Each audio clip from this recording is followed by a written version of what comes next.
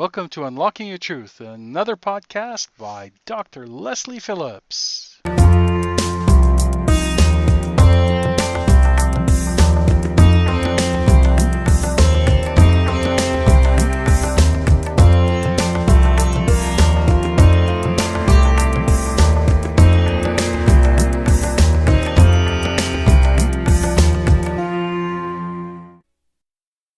Hello everybody, welcome to tonight's edition of Unlocking Your Truth with Dr. Leslie. You are listening to CIVL on 101.7 FM and we are broadcasting to the Fraser Valley from UFV Abbotsford campus, and we're on the traditional and unceded territory of the Stolo people. Well, a very good evening to you listeners. And if you are new to Unlocking Your Truth, let me explain what the show is about. It's actually a talk show. It's a call-in show. So you can actually call in and share your stories and ask your questions. And the focus of the show is metaphysics and spirituality. So we love any topic that really falls under that umbrella. And of course, I'm here in the studio with Corey. Hello. And every week we have a different discussion topic that we choose that we feel would be interesting to you, the listeners. And tonight's topic is going to be about dreams, and more specifically, do dreams come true? Yay! Dreams coming true. I like dreams coming true. And so I'm sure if the statistics are correct of the scientific studies about this, most people that are listening have had an experience of a dream coming true. Because depending on the study that you look at, between 40 and even up to 100% of people have had at least one precognitive dream, if not more, which is definitely evidence that dreams come true. In fact, Hopkins University in the United States did some research, I think it was back in the late 1970s, and they worked with pregnant women, and it was to see whether pregnant women could predict the sex of their child. So without having an ultrasound or anything like that, just what was their gut feeling. And in that study, 70% of the women accurately said what the sex of their child was. In that study, there were also women who dreamed the sex of their baby. And when they looked at that subgroup of women who dreamed the sex of their baby, 100% of them were correct. They all got the sex of the baby right. That's interesting. It is, isn't it? Yeah, like you could say, they were precognitive in one way, but when you look at it, 70% versus 100%, that's a big chunk of difference. Mm-hmm. Yeah. Really what is happening when you're dreaming? You're entering your own, in one way you're entering your own inner psychological dimensions, and in another way you're entering the deeper dimensions of reality.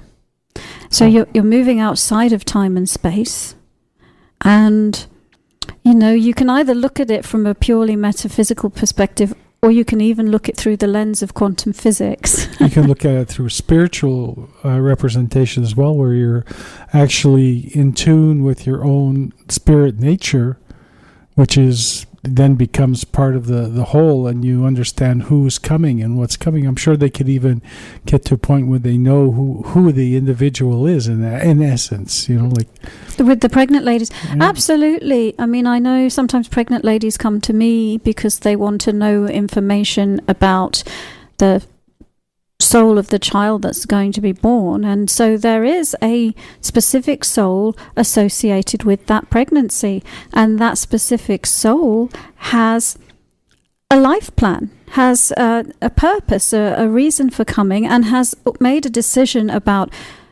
who they want their parents to be, and also what gender they want to be in.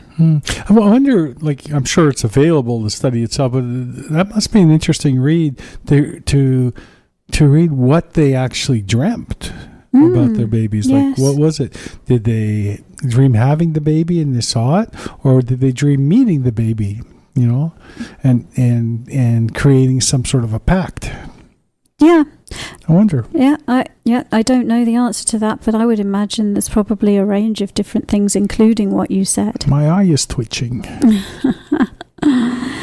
So, and one of the things that's happening, one of the differences between when you're asleep and dreaming and when you're accessing information from your waking consciousness is when you're awake, your intellect's engaged.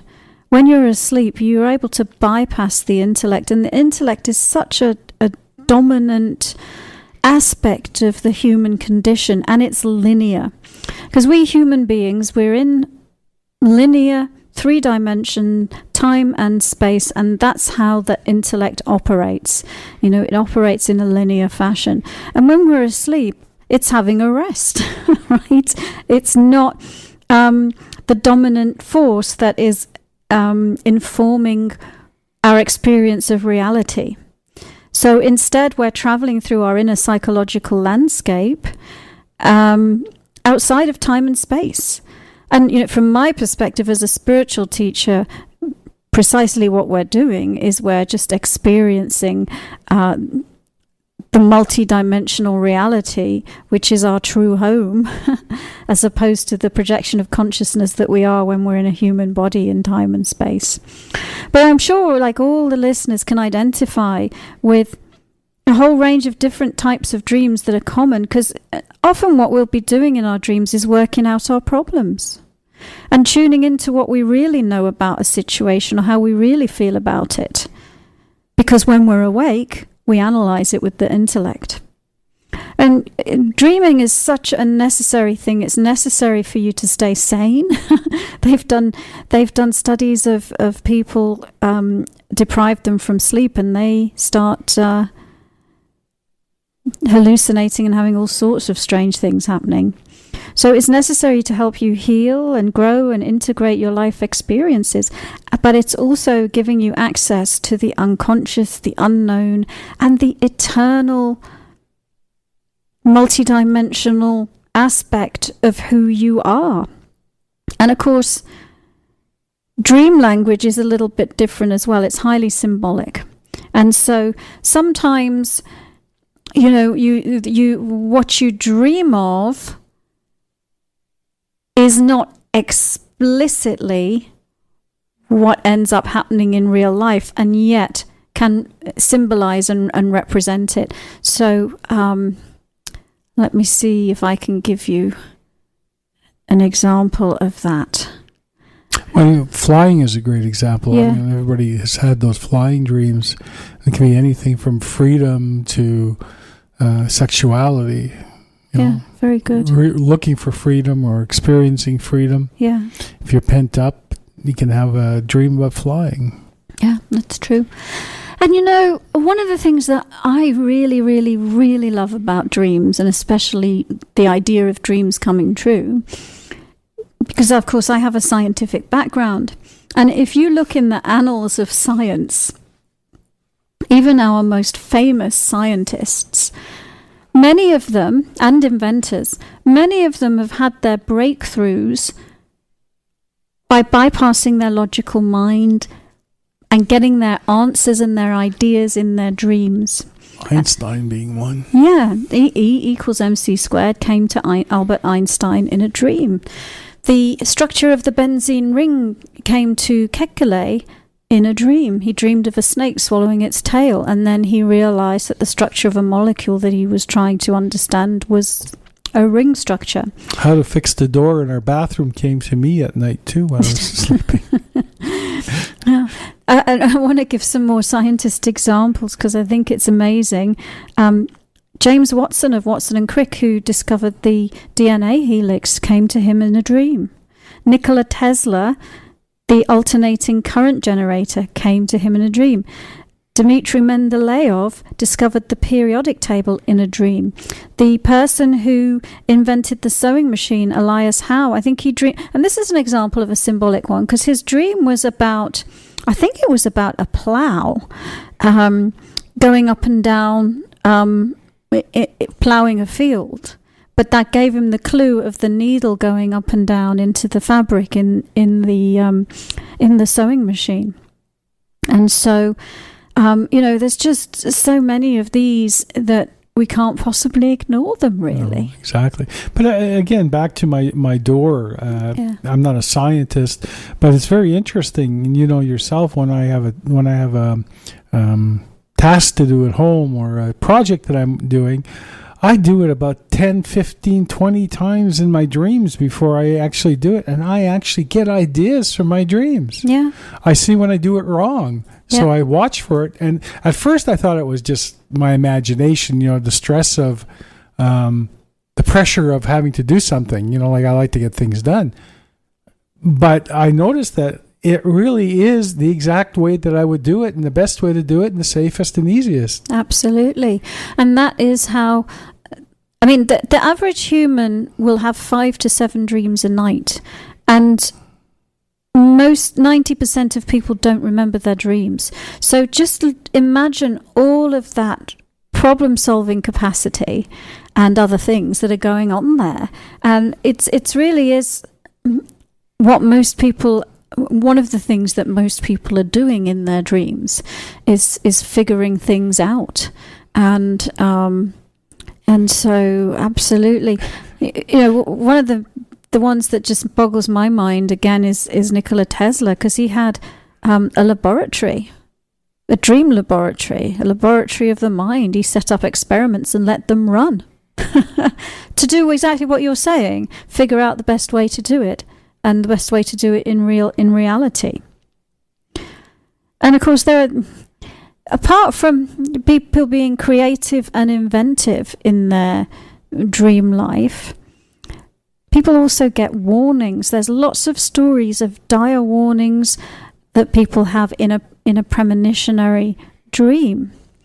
And there are some famous examples of that. And for example, people who've...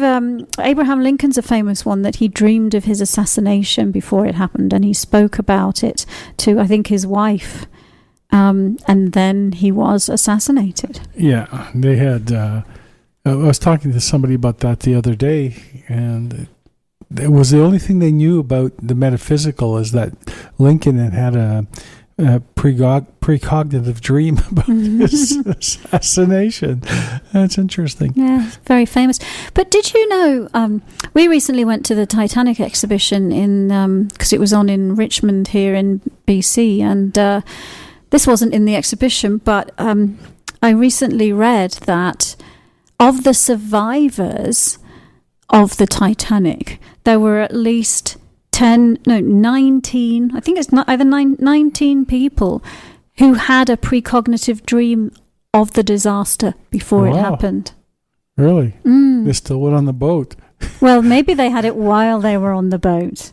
They might have had it because it was a long journey, don't forget, before it actually sank.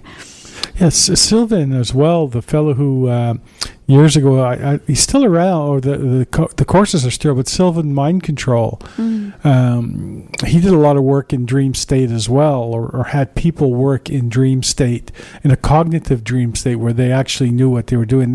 What reminded me of that was they used to have a laboratory as well, that you go into a meditative or semi-sleeping state, and you'd work in your laboratory, healing yourself, healing people, making things come to realism and reality that you're looking for. Yeah. And it worked too. It was really a phenomenal process. Well, and I think many people in present time have taken that idea. I know that there are lots of modern healing modalities that use that and have called it their own name. They do that in body talk. They do that in many different modalities. So it's interesting that it came from the Sylvan Mind Control. I remember in the 70s my dad doing Sylvan Mind Control. Oh, he did, did he? He did, yeah. He was really into it, yeah. Really? Yeah. Interesting. Yeah. Yeah, so have you ever had a precognitive dream, apart from the one that you told us about solving the... Are you asking me? I am, yeah. I ever had a precognitive dream? I know I have, but thinking of one at the present time... Well, I can share one or two of mine, and then if you come up with something, we can share it. So, I mean, I actually went really, really, really seriously into dreaming. That was my opening into becoming a clairvoyant and a psychic and a healer. That was my transition from actually being a scientist into the metaphysical world. I kept a dream diary, and I trained myself to remember my dreams and even dictate my dreams onto a dictaphone. So I would have 5 dreams recorded per night, and I would only remember the last one. And there would be all sorts of fascinating things going on that I had absolutely no conscious memory of in these dreams. And so in that time, I picked up quite a few precognitive dreams, and some of them related to my own life, and some of them related to world events. And so some examples of the world event dreams that I had, and this must have been back in probably the early to mid 1990s. There was a commercial aircraft that accidentally crashed into a high-rise building in Amsterdam way before 9/11. And about 3 days before that happened, I had a dream, and the dream was a flaming high-rise building. It was totally on fire from the bottom to the top, and in the flames was the silhouette of an aeroplane, and standing in the foreground were 2 of my friends, Simon and Rachel. And at the time, Simon and Rachel lived in Holland. And so, of course, I had no way of knowing that it had that feeling of something coming. And it stuck in my mind, but I obviously had no way of knowing that this is something that's going to happen. But then, 2-3 days later on the news was this incident of this aircraft that had plunged into a high-rise building in Amsterdam. And then it was like, oh, all of these dream symbols were pointing at that. Interesting. Yeah. I remember one now. Oh, cool. Yeah. One of the ones, and this is just recently, and it just hit me now. I remember having a dream. I can't remember if I told you about it, but I woke up one morning. I was dreaming one night, and when I woke up in the morning, I remember my dream, and it was something like I was saying I needed money. I needed more money for something, and I can't remember what it was in the dream, but I remember money sort of just falling out of the sky, and it was kind of neat. And I remember saying, "Wow, this is more than I make in a year in what I do, right?" And sure enough, wasn't it interesting? Was 2 weeks later, I got a call from one of my contracts that I do. Then they tripled my revenue for the year. Wow. You know what that is, but I'm not going to say what it is on the air. But yeah, instead of every 3 months, every month. Yeah, that's great. Yeah. That's great. So, yeah, and listeners, I'm sure you all have got examples of amazing dreams that you've had, and some of them precognitive. And do feel free to call us and share them with us. The number is 604-504-7441, extension 4142. That's 604-504-7441, extension 4142. And by the way, we've done, I think, maybe at least a couple of shows about astral travel. And of course, astral travel and dreaming are different. And a lot of what we're talking about here is with a precognitive dream is really astral travel. So what we might say, what we might define a dream as is, there's some processing that the body itself needs to do. Having had a full day of experiencing stuff, there's some processing, there's some integrating, there's some chemistry stuff that needs to go on within the body. And often that type of dream is a jumble. It's just a jumble. Astral travel is while you're asleep, you're in the out of body state, and sometimes in your astral body, diving deeply into this multi-dimensional multi-dimensional aspect outside of time and space. And this is where you get where time no longer exists, and where you get to visit the past and the future, where you get to hang out in that quantum field of reality. This is where you get to test different options for the way things can turn out. So much of this, what we're talking about, at least my opinion, is that it's actually happening in the astral body. We tend to just think about dreams and astral travel as being synonymous. But one might say there's some things that the body just does to process. And then there are other things that we do while the body is processing in the out-of-body state. And another word for that is, of course, lucid dreaming. And you can train yourself to wake up within your dreams. And you can train yourself, after you've woken up within your dreams, to direct what is happening in the dream state. And there are many techniques out there that will teach you how to do that. One of the biggest clues that you're dreaming is if you look at anything with numbers, whether it's a book or a clock, you look away and you look back again, it will have changed. In physical reality, it's the same. In dream reality, in the outer body state, it's very fluid. So that's one way of awakening within a dream, is to spot those clues. Well, then we must be dreaming at home then all the time, because every clock in our house has a different time. Maybe we are. Sometimes I wonder. Anyway, folks, it's time. It's a good time for a break. But do call us back. Well, not call us back, but do call us with and share your dream stories.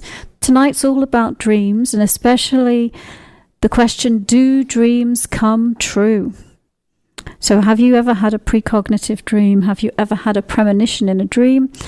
Call us on 604-504-7441, extension 4142.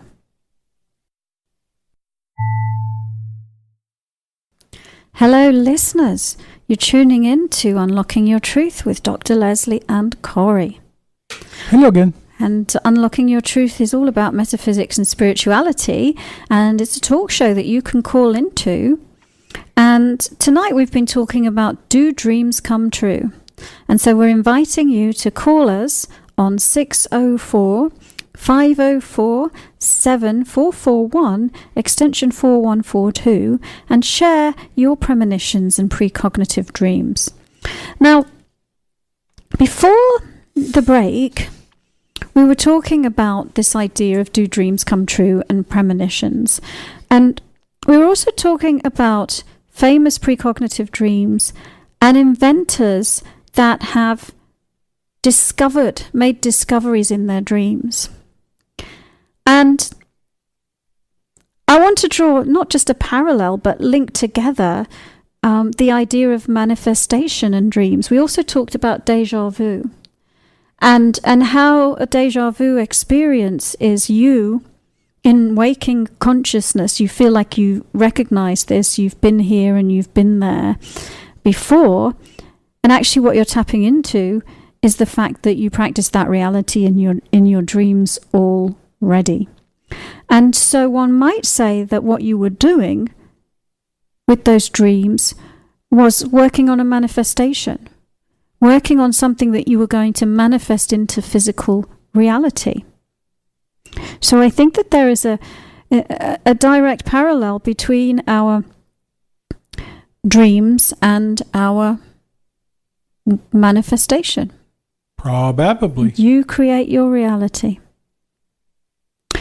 You know, I just thought of another example that I'd like to share. I'm probably jumping around a bit here, but when I was doing that period of my life where I was really involved in dream work and monitoring my dreams and recording my dreams, as well as having global premonitions, and another one, by the way, was a couple of Russian fighter planes that crashed into each other at an air show that really happened in real life. I had dreams about my own life in terms of what was going to unfold next. I remember somebody I was dating at the time, and that relationship played out ahead of time in my dreams to the point where, it ended. Or I also used to go in advance to business meetings in my dreams, meet people I'd never met before, and in real life, when I showed up to the meeting, those people were there looking exactly like they'd looked in the dream. So, pretty mind-boggling. Pretty mind-boggling indeed. Yes, it is. Mm-hmm. Boggles the mind. Yeah. Boggle. Yeah, it really, really does. So, listeners, we'd love to hear your stories. And my other big epic premonition dream was when I actually came to Canada from England. I actually came because I had a dream that guided me to come here. And in that dream, I visited Canada, I visited BC, I visited English Bay and all the landmarks, and I'd never been here before, didn't even know they existed. But I did visit them in the dream before I arrived, and when I got here I said, wow, that's the place that was in my dream. The place of my dreams. So that was a dream and a manifestation. Yeah. The other thing I thought, is wish fulfillment dreams. So, for example, I have a client of mine who isn't in a relationship and really, really wants to be. So she very often dreams about, and she really wants to have a child as well. So she very often dreams about having a partner and having a child. Quite frequently. Mm. Mm. No, listeners, don't call us and ask what her number is. This is not a dating station. Oh, yeah. Good point. But I have she doesn't live locally. Well, neither do our listeners. No, that's true. They don't. They're all over the world, aren't they? Yes. Yeah. So I think we probably should have some questions now. And this is from Leanne. And Leanne writes, so it's a long letter. Oh, Leanne writes, your October newsletter spoke to me, and I listened to the 2015 podcast on manifestation. Hang on, can I just interject? And I'm sorry. If you want to sign up for the newsletter, go to drlesliephillips.com and enter your email address, and you get the monthly newsletter and 2 free ebooks, one on past lives and one on auras. And every month you get cool articles, and you get some podcasts that you can, in case you missed the radio show, you get some podcasts that you can listen to. And we're going to be starting a new contest very shortly, a monthly contest for a free psychic blueprint ability reading, which is quite intensive. If you're on the website, take a look at the psychic blueprint. It is phenomenal, the abilities blueprint. Anyway. Probably should start again. Okay. Also, we're going to be doing some giveaways for video readings as well, aren't we? Yeah, we're going to do like a 20-minute. You say a 20-minute or half-hour reading. Well, we're still deciding what we're doing. Okay, but we'll be doing a contest for readings where you can, and you'll have all kinds of opportunities to increase your chances on that, because we're going to have some cool stuff when you listen to the station. Okay, your October newsletter spoke to me, and I listened to the 2015 podcast on manifestation, which you will, by the way, you'll find those on our website under podcasts, free things. I want to change my career, and I have my own business with my husband flipping houses. I increasingly feel less and less motivation and passion for what I currently do, and it's becoming hard to push through. I have made a lot of changes in the past year and come to a clear realization that I'm done with a job I don't love. How do I know when I'm trying to control the process too much and limiting myself and not surrendering to the universe to configure what I want, versus having an opportunity that I should follow which requires some level of effort to execute it? In other words, How do I know when to take action on something that seems like a good opportunity and do it with confidence that I'm forcing something or not forcing something? That's a long story to basically ask, if I leave my current job soon, is it a beneficial choice, and how can I be sure? Okay.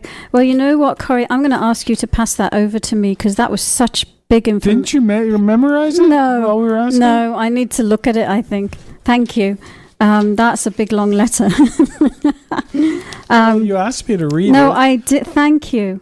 Okay, let's take a look at this lady's question.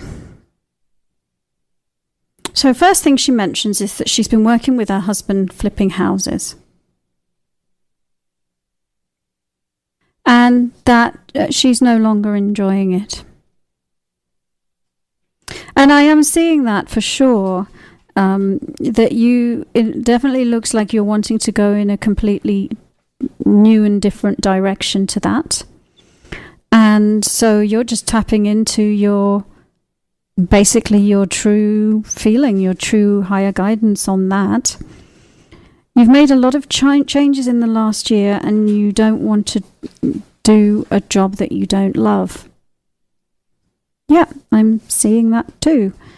How do I know when I am trying to control the process too much and limiting myself? I'm not surrendering to the universe. So I guess in that podcast on manifestation, we were probably talking about how, when we try to control exactly what something looks like, we limit ourselves because we're not allowing the universe to come up with something that we couldn't possibly fathom with our intellect. Okay, so how do I know when I'm trying to control the process? I would say when there's effort involved. When there's effort involved, you are trying to control the process. And when there's effort involved, you are approaching your spiritual manifestation from a physical body perspective. Everything the body does in time, space, reality requires effort. Everything you, the spiritual being, does is effortless. We've just been talking about dreams. Dreams are kind of effortless, aren't they? They just flow. Definitely.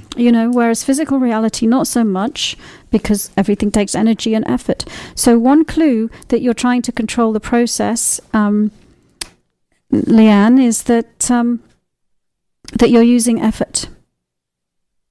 Okay, because there's no effort in surrender. Okay, next part of the question.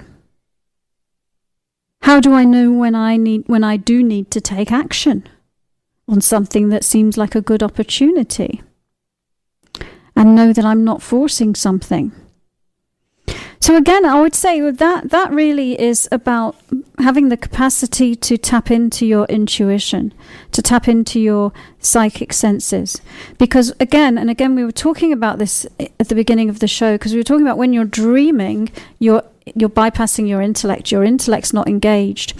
When you're using your intuitive or psychic capacities, you're also bypassing the intellect. And you're tuning into your higher truth. And so what happens when we have a choice is the intellect kicks in and we get all confused and we get stuck. So how do you know when to take action on something? I would say by learning how to tell the difference between your intuition and your intellect. I have a very good course that trains people in how to tell the difference. And you're not alone, because I find that that's a big problem for most people. How do I know it's not my mind? How do I know it's not my ego? How can I tell what really is my intuition? And it's not something that can be answered very, and wave a magic wand and you suddenly know because you listen to these words right now. Because sometimes it takes a teacher to show you what the difference is. But I would say, how do you know is when you know what's your clairvoyance, you can see. You can see what the right choice for you is. You can see what looks bright, what's in alignment with your higher self, and what doesn't. Or you can know it with your knowing and your claircognizance. or you can hear your trusted guides giving you the information.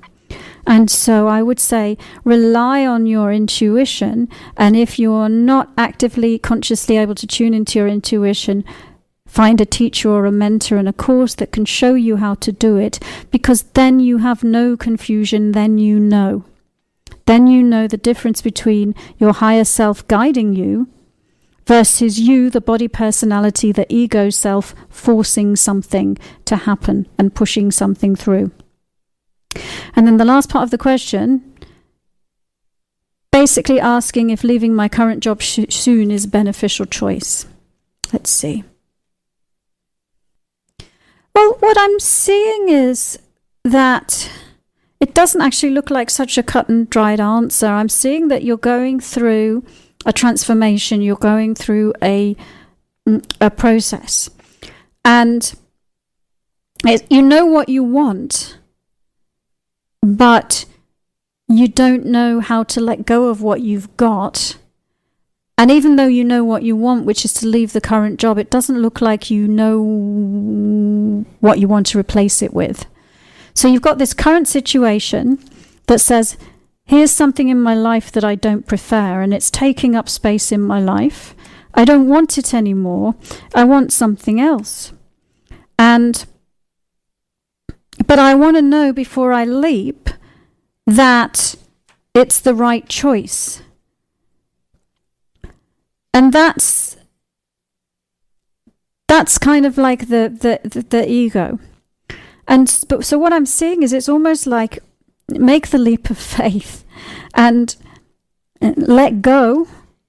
And once you let go, there's a space to be filled.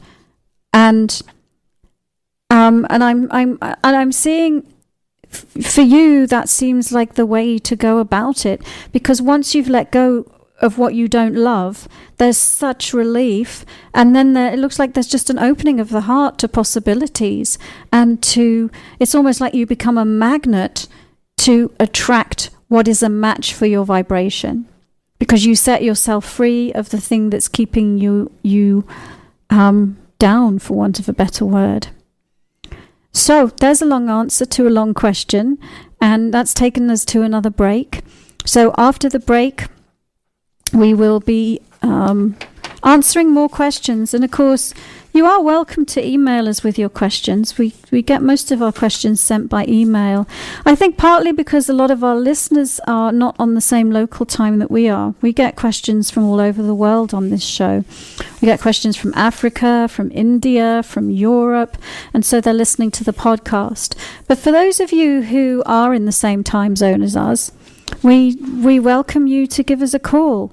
And the number is 604-504-7441, extension 4142, and we'll be back after these messages. Welcome back, listeners, to Unlocking Your Truth with Dr. Leslie and Corey. Today we've been talking about dreams, and do dreams come true? And we have a caller on the line. I believe it's Alana. Hello. Hi, Leslie. How are you? Very good. That's good.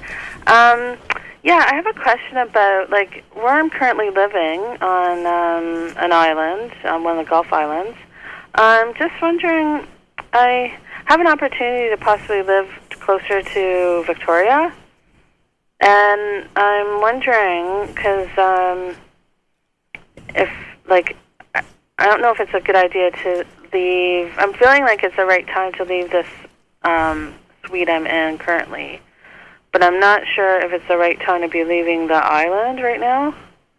And I'm just wondering if there's something I see about that. Take a look. And so you would be moving to the mainland from the island, right? Closer to Victoria. So you'd be moving to Vancouver Island from the Gulf Island that you're on? Yeah. Yeah, okay. There's a big difference in the energy between staying and moving. Moving looks much brighter. It looks what? It looks good to move. Okay. It looks really good to move. There's a very stagnant energy that I'm seeing around the current situation.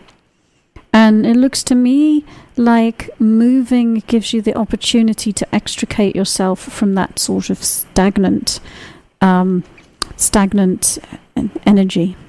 Mm-hmm. Yeah. And so, just to recap, because I'm not sure that your voice was on air, but it's on air now.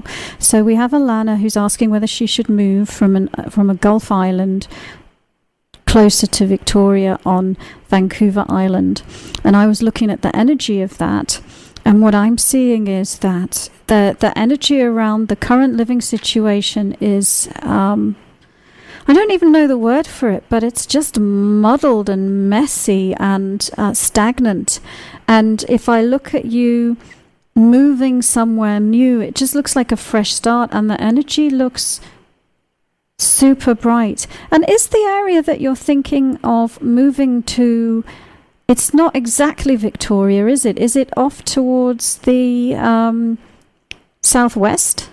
Where would it be? Yeah, it's like it's west of.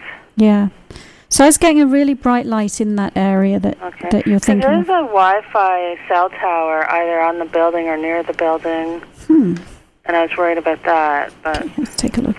Well, all right, let's take a look at that. Let's take a look at the specific building that you're considering, and versus the idea of moving, because that may not be the only choice of place that you can move to. Because I'm seeing that building doesn't look fabulous, but moving does. So that's interesting. That's another piece of information for you. So maybe there are some other options. Options, yes, yeah. Still in the same kind of area. How far out is from the main town? It's about only 10 or 15 minutes by bus. Okay, I'm seeing something that's slightly, if it's, I mean, I don't know the geography of where you're talking, but it looks to me like slightly south and still west, but maybe slightly more south of that building and a little bit closer in. Just a little, maybe 5 minutes. Maybe it's, instead of being 10, 15 minutes away from like bus, maybe it's 10 minutes. Or 7 to 10. So I'm seeing something and I'm seeing one really bright possibility, and maybe one or two others as well as backup plans. Oh, okay. Yeah. And about staying on the island where I am now, but just not at a different place, a different location. Do you see anything about that? Yeah, it looks like moving to the Vancouver Island looks better. I meant like on the same island I know. I'm currently at. I know. It doesn't look great to me. Oh, really? Yeah, it doesn't look great to me. I'm sort of scanning across the island because I think I know which island you're living on, and I am not picking up on anything that looks great. How about you, Corey? Are you picking up on something? Well, I'm picking up on something, but not that looks great. It almost looks like it's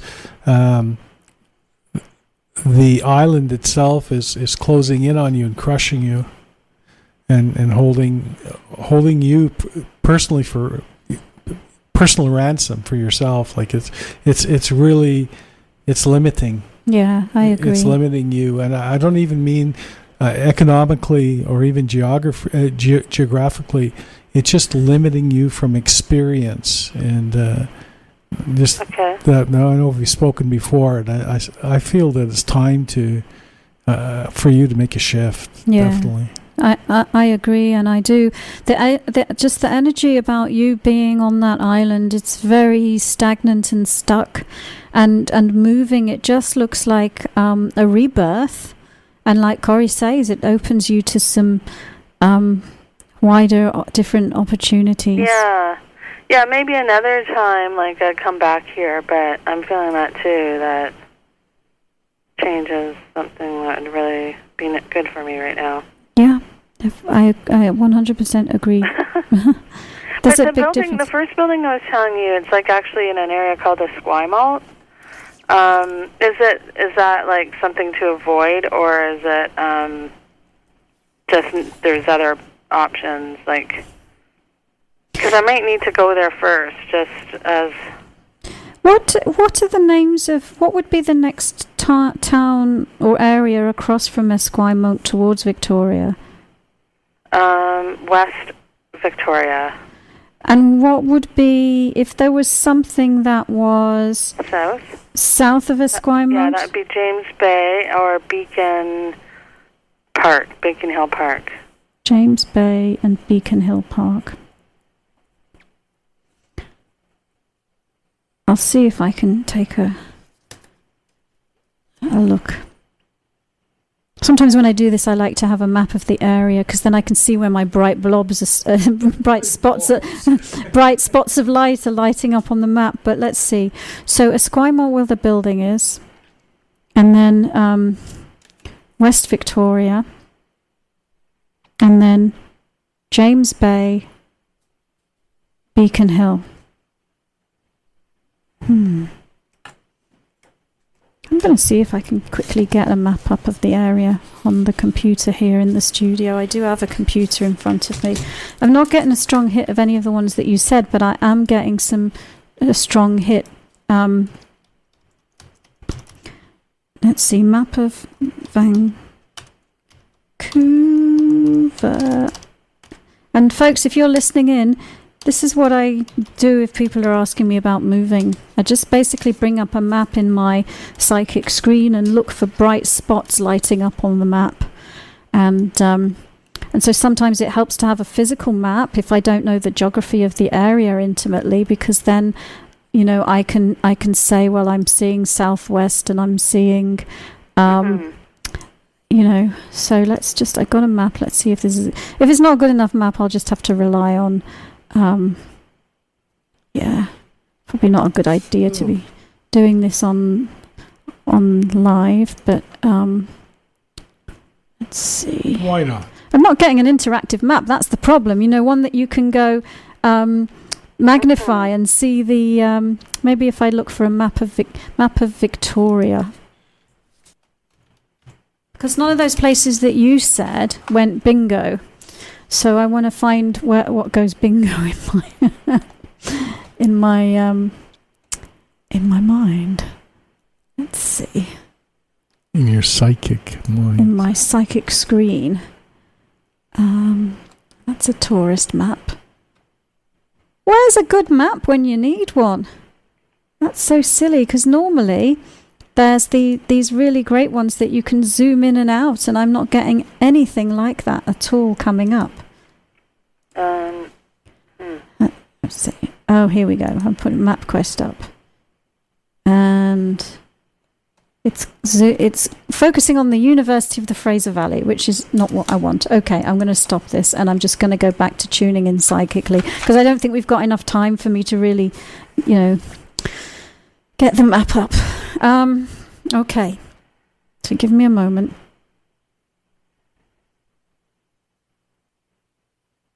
It's if you've got Esquimalt, and again I don't have the map in front of me, but where you said it is, and you've got Victoria, and you go a third of the way towards Victoria from Esquimalt and drop down a tiny little bit. That's where my bright spot is. I don't know where that is, but you might be able to look on a map and find it. I think there's a McDonald's there. All right. Yeah, that's kind of the best I can do, I think, on the live radio, looking at that. But do you see, like, I mean, I'm just kind of concerned I might have to go to the Esquimalt location first or something, but... Yeah, do you have to sign up for a year-long lease or a 6-month lease? I don't think so, but I'm not sure. Well, that might give you the ability to look. I wouldn't sign up for a long-term lease, though, because that area doesn't look fabulous. You know, and there looks like there's something that is fabulous for you. So if they let you sign up for a short term, like to give you a chance to look around, then I think that's great. I wouldn't tie yourself to it, though. So anyway, Alana, we're reaching towards the end of the show. So, all right. Well, thanks for your time. Oh, I really appreciate it. Yeah, thank you very much for for calling in. And maybe what you can do tonight before you go to sleep, just to fall into the theme of tonight's show, which was about dreams, is program a dream that will give you the information that you are seeking. And all you have to do is like meditate a little bit before you go to sleep, clear your mind, and set the very strong intention. I am going to have a dream that will give me guidance about where is the best place for me to live on Vancouver Island. And really just focus your intention. And then, keep a notepad by the side of your bed. So that, and if you find yourself in the middle of the night waking up with the stirring of a dream memory, reach for the notepad and write it down, because you won't remember it by the morning. And usually one trick for remembering your dreams, folks, by the way, is if you set your alarm at 90-minute intervals. So wake yourself up every 90 minutes from falling asleep. So you wake yourself up in the middle of a REM cycle. You'll remember the dream because you're rousing yourself out of the dream. Also, even if the dream doesn't have anything to do with where you'll be living or anything like that, write it down anyway, because it might have a reference to it. And then look at the symbology of the dream through the lens of, if this was a dream about where I'm going to live, what would these symbols, how would they relate? What would it be telling me? Okay. Yeah. Sounds good. All right. Well, thanks so much. Oh, you're welcome. I really appreciate your help. Thank you for your call. Thank you. Take care. Talk to you later. Bye. Well, listeners, that's brought us to the end of our show. And you've been listening to Unlocking Your Truth with Dr. Leslie and Corey. Tonight's show was all about, do dreams come true? And I think Corey and I would both concur that yes, they do. Yes, they do. And they can. Not every dream comes true. Because some dreams are just experimentation. Some dreams are just taking a dive into your inner psychology and having an exploration of your inner being. But some dreams are about you experimenting with your reality so that you can come up with the next things that you want to create.